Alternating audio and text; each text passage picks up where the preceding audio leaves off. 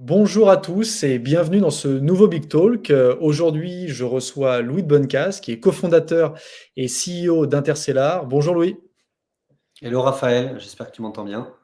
Ouais, je t'entends très bien. Bon, comment tu vas? On va se tutoyer, hein, on se connaît maintenant depuis quelques années, donc voilà, on va se tutoyer. Donc ouais, tout va bien?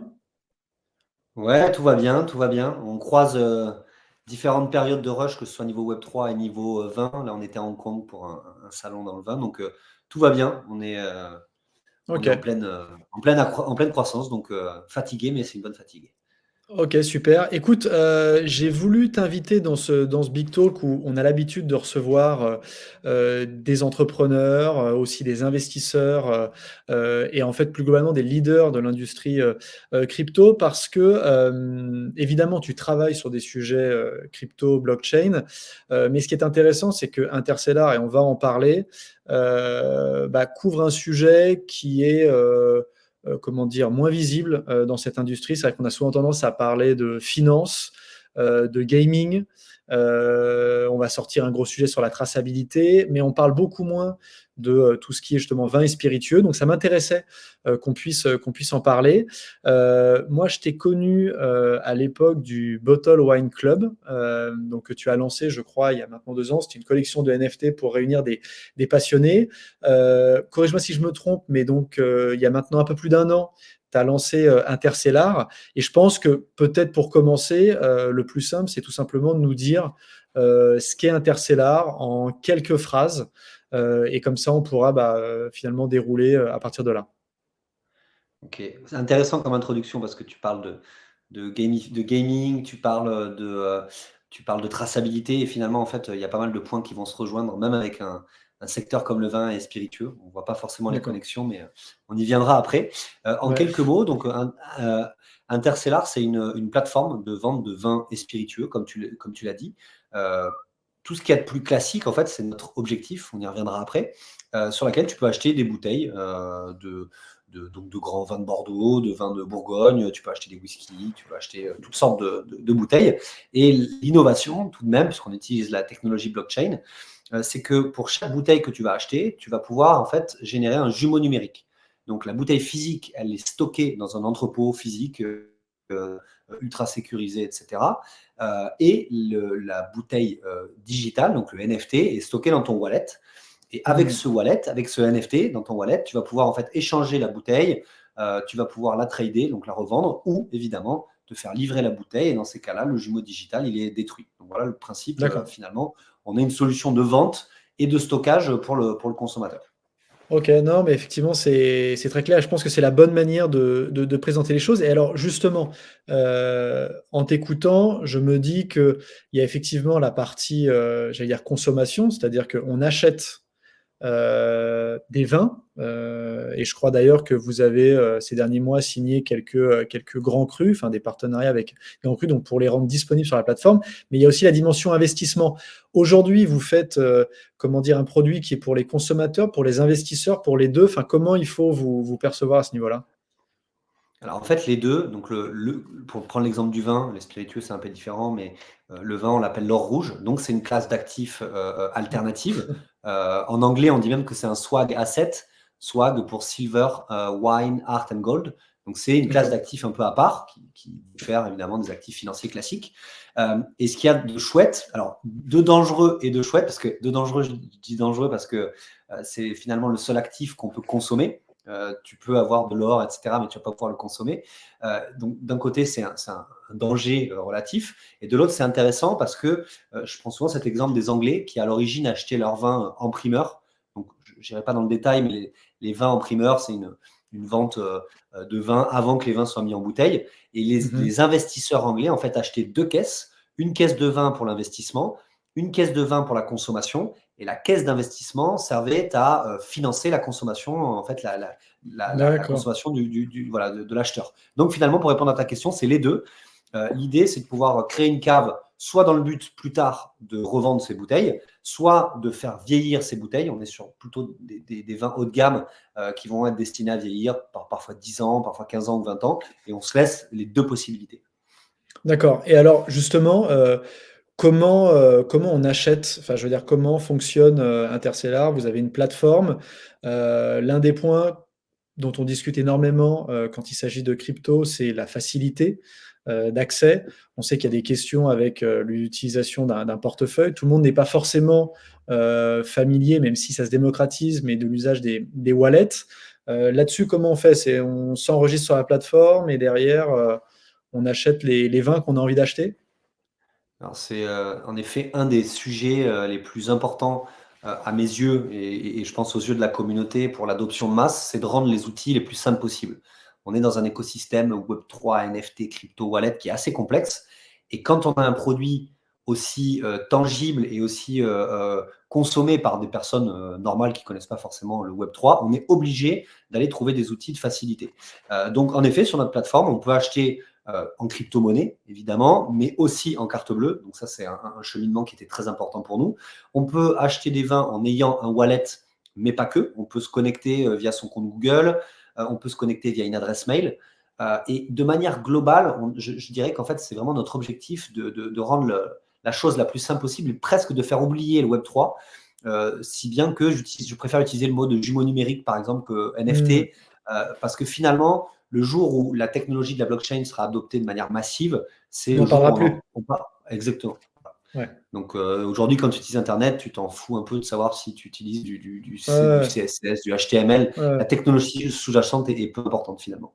Donc Et en alors fait, voilà, tu justement te connectes et tu achètes ta bouteille de manière assez simple. En tout cas, d'accord. c'est ce qu'on essaie Et de faire. en parlant d'adoption, est-ce qu'on peut avoir quelques chiffres sur, peut-être le nombre, d'utilisateurs? Vous avez vendu combien de bouteilles? Juste, ça permet toujours de situer un peu les choses, Ouais, alors on a vendu plusieurs dizaines de milliers de bouteilles OK. et on a entre 3 et 4 000 utilisateurs. Voilà. D'accord et ce sont des Pour les utilisateurs, chiffres. OK, réguliers? Enfin, ce que je veux dire, c'est qu'ils achètent, régulièrement, des bouteilles? Ou est-ce que, par exemple, vous avez, peut-être, des acheteurs, ouais, qui pour certains, régulièrement viennent, choisir telle ou telle bouteille ou certains qui sont venus une fois et qui repassent de temps en temps? On a tous les profils parce que vu qu'on a alors au début, on a commencé et on continue de le faire encore un petit peu évidemment, c'est important, avec des éditions limitées. Là, on attire plutôt des collectionneurs qui vont venir faire un coup, ils achètent telle ou telle bouteille parce que c'est des gens qui connaissent bien le marché. Et après, on a d'autres personnes qui vont acheter les gammes entre guillemets «classiques», des châteaux ou des marques de spiritueux et là, c'est des gens qui reviennent. Après, c'est difficile de tirer de la data sur des périodes assez courtes parce que la plateforme est live depuis quelques mois à peine. D'accord. Mais ce qui est intéressant quand même, c'est que le vin, les spiritueux aussi dans une certaine mesure, c'est des produits à production limitée et donc qui se renouvellent chaque année. Là, en ce moment, on a une vente de vin en primeur avec tous les grands noms, Margaux, Mouton Rothschild, Lafite, etc. Et chaque année, il y a un nouveau millésime. Donc, cette récurrence, elle existe, elle est intéressante pour nous. Et troisième data qui peut être intéressante, ça va être le panier moyen. On est sur Ouais, des produits plutôt haut de gamme. Le panier moyen se situe aux alentours des 500 $ à peu près. d'accord, 500. Tu précises, en dollars parce que vous avez une clientèle qui est internationale ou?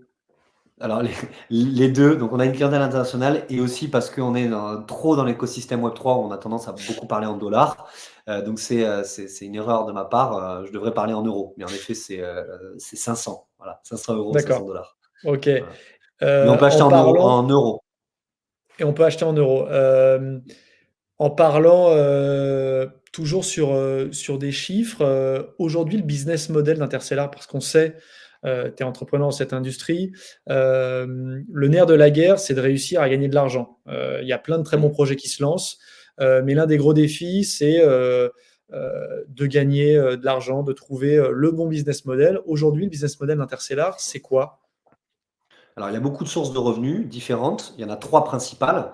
La plus importante, en fait, c'est la commission qu'on va prendre sur le mint. Donc le mint, c'est la vente primaire, la toute première vente entre le producteur et le consommateur. Et là-dessus, on prend, entre 20 et 25. Donc le cœur, en fait, finalement, de notre business model, il est autour de ça. Ça, c'est un Donc c'est le prix de la revenu. bouteille? Juste pour être précis, c'est sur le prix de la bouteille, c'est ça?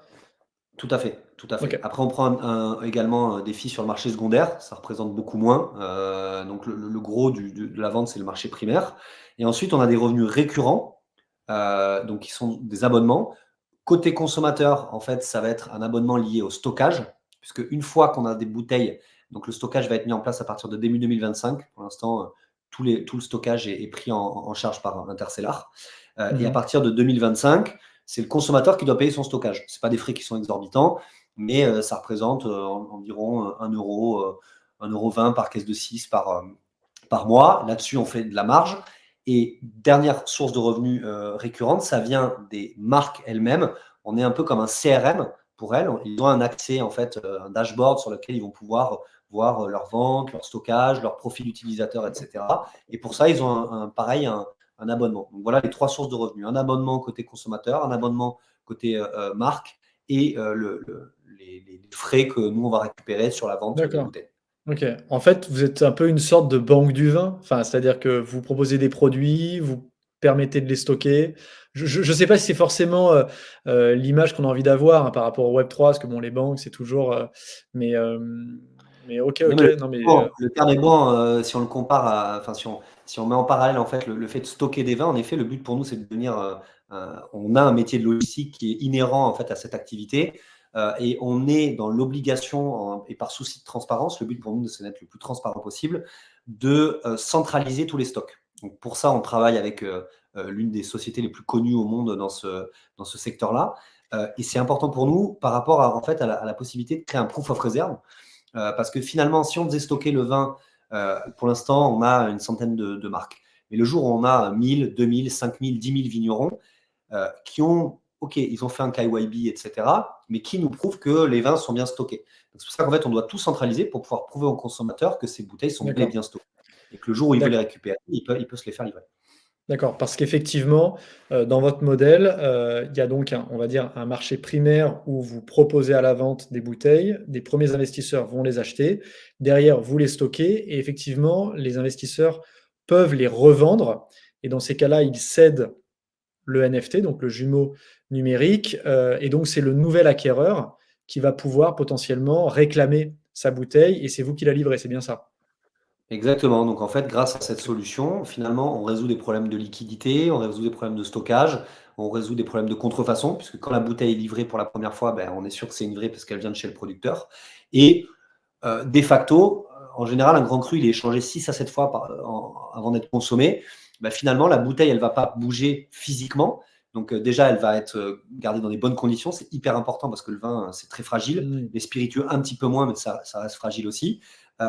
Et donc voilà, c'est hyper important finalement, même écologiquement parlant, de faire en sorte que le vin ne voyage pas partout dans le monde avant d'être récupéré par le consommateur, en fait.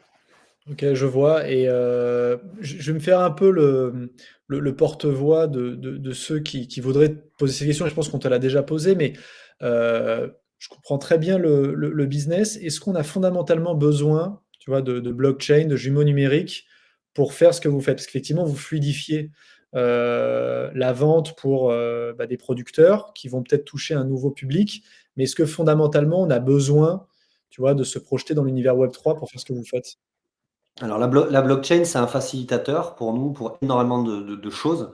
Heu, je pense que tout serait envisageable. En fait, on pourrait même aujourd'hui tout faire finalement, on pourrait ne se passer d'internet. La question de Mmh. l'utilité, c'est plus une question en fait de faciliter, et de structurer un marché. En l'occurrence, pour tout ce qui est échange, la blockchain permet de faire des échanges beaucoup plus simples et ça va au-delà. C'est-à-dire qu'en fait, aujourd'hui, nous, on va créer un programme même de fidélité, par exemple. Donc je donne un exemple très simple. Imaginons, on a un vigneron qui décide de créer un programme de fidélité en se disant, OK, les personnes qui détiennent 3 bouteilles de millésime suivant de mon domaine, je vais leur donner un accès à une vente exclusive.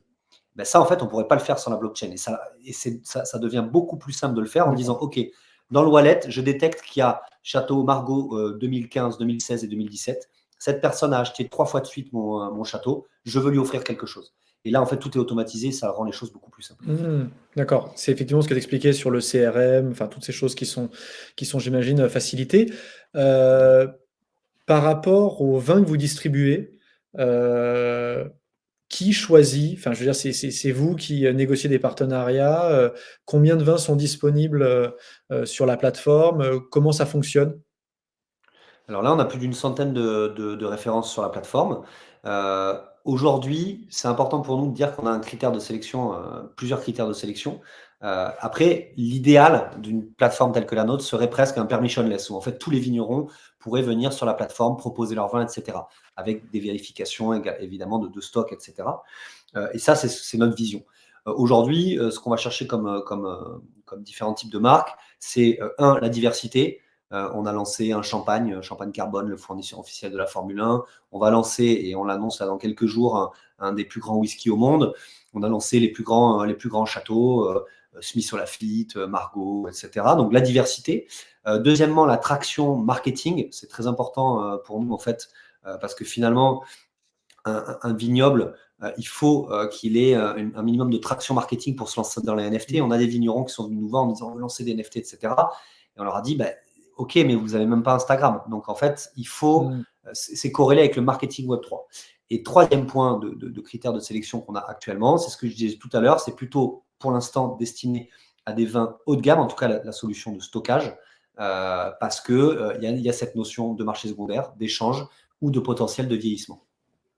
D'accord, ouais, je comprends. Et aujourd'hui, donc, combien de vins sont disponibles? Pas forcément le chiffre, enfin, je veux dire à 3 unités près, mais c'est pareil pour imaginer, la profondeur, Là, on doit avoir, je pense, je dirais à l'heure actuelle, quasiment 100 références sur la plateforme. On en a signé d'accord.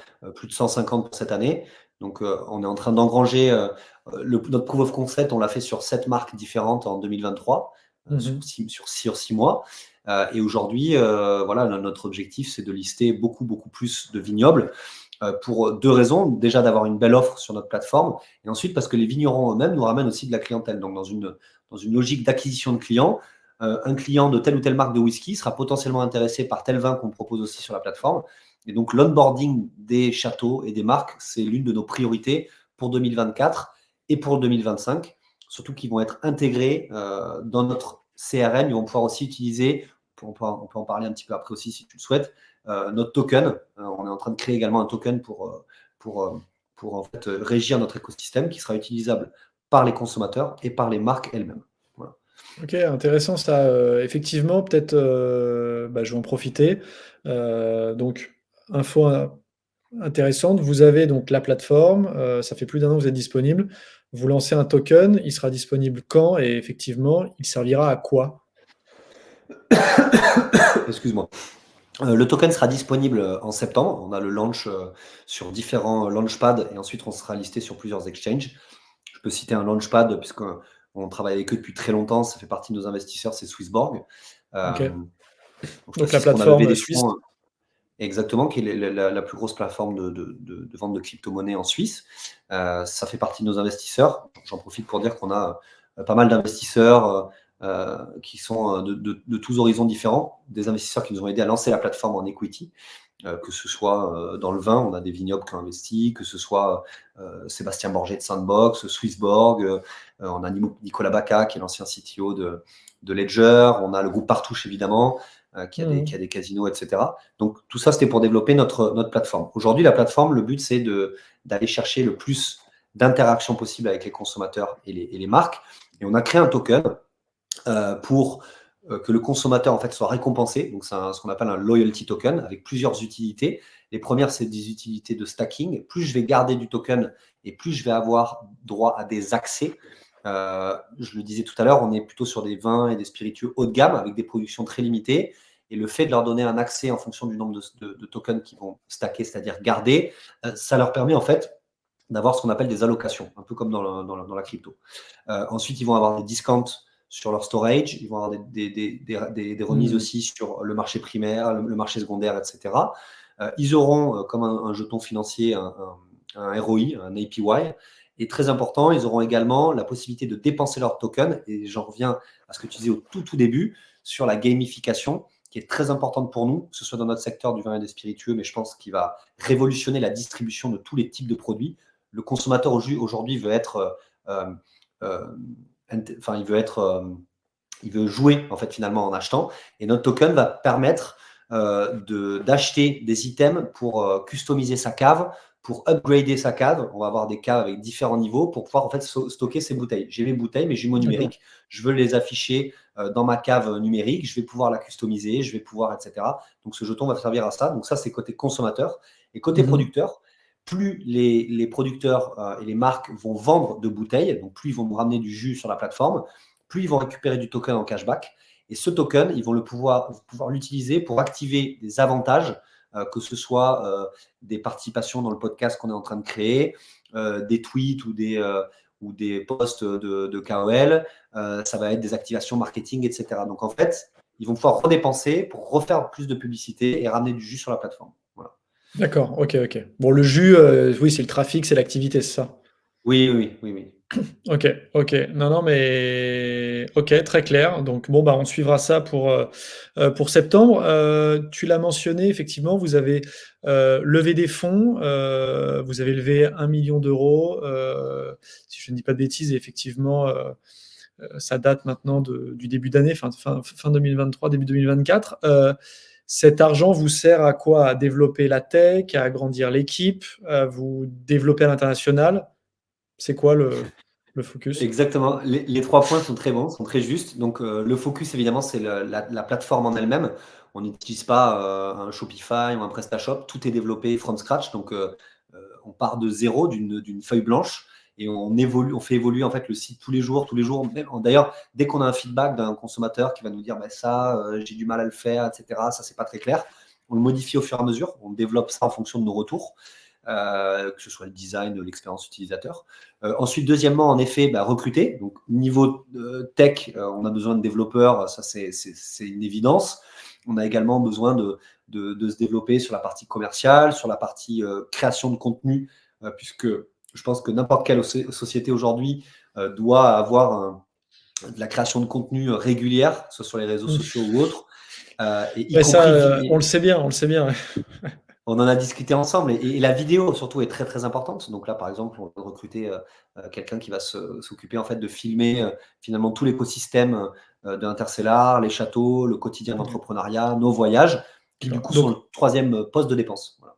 d'accord et effectivement, donc à te suivre, c'est une blague, hein, mais donc à te suivre, nous, de Big Well, on devrait faire d'ici 1 an, du vin, une plateforme de vin et Non, vous devriez, à mon avis, oui, suivre vos aventures, comme n'importe quelle aventure entrepreneuriale, surtout dans le Web3, il y a plein de choses. On vit tous des expériences assez extraordinaires. ouais, totalement. Nous, on est à cheval entre deux univers qui sont très chouettes. Le Web3 Non, non, avec mais beaucoup d'émulation et tout, et puis le vin, c'est un produit qui est ouais, sympa, ouais. donc voilà. Non, non, mais totalement. Justement sur, bon, c'est très clair sur la partie développement international. Aujourd'hui, vous êtes encore un acteur, français identifié comme tel ou vous sentez quand même, justement parce que, la France est connue dans le monde entier pour son vin, vous arrivez à attirer beaucoup de clients, étrangers ou c'est encore un peu compliqué? Alors les 2. Donc déjà, pour répondre à ta question, on s'est focalisé sur la France au départ. Déjà parce Mmh mh. qu'on est situé à Bordeaux, la société est basée en France, c'est très important. Il y a d'autres sociétés, dans la blockchain et le vin et les spiritueux qui auront choisi, des facilités, fiscales ou autres. Nous, on a pris le pari et pour l'instant ça fonctionne, d'avoir une société en France et c'est important pour les marques, les châteaux et cetera. Et donc on a développé notre société, beaucoup en France au départ. Un peu à la manière dont on me l'avait appris sur le vin. On me disait les vignerons voulaient toujours partir aller vendre leurs bouteilles parce qu'ils pensaient qu'en Chine, il y avait de l'argent, etc. Et en fait, le fait est qu'avant, on construit son identité de marque en France.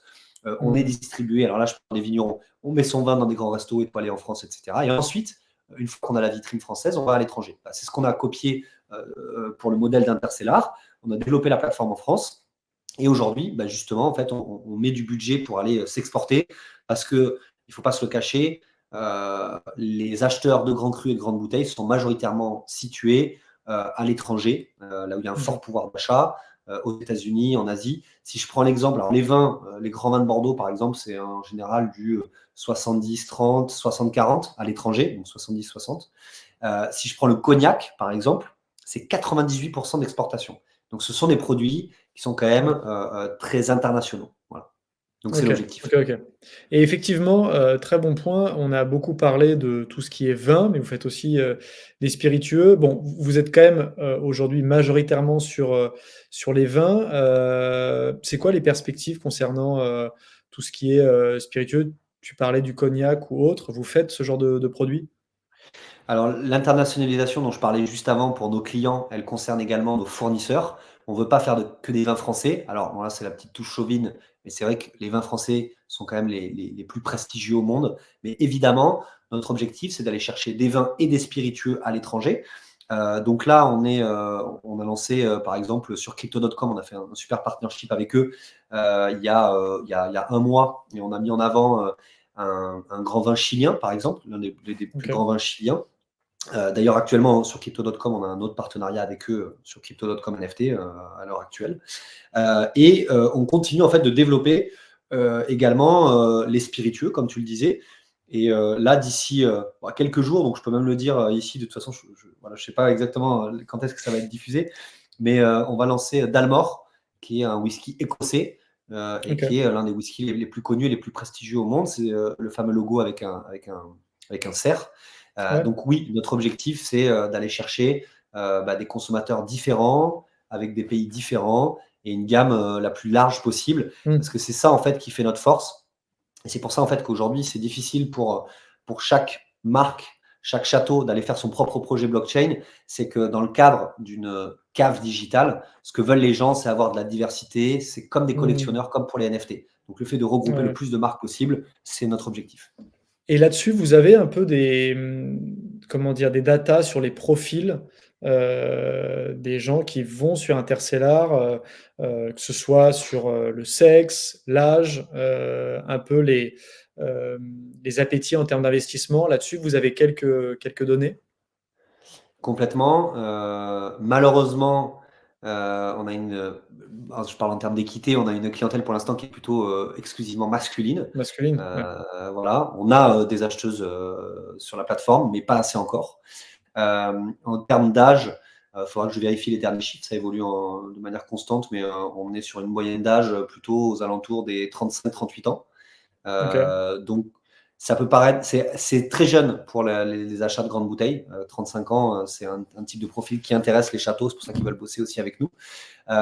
Et après, en termes de localisation, on en parlait tout à l'heure, aujourd'hui, on doit être à 50% de Français et le reste à l'étranger, donc environ 20% sur le reste des pays de l'Europe et les 30 restants sur les États-Unis et l'Asie.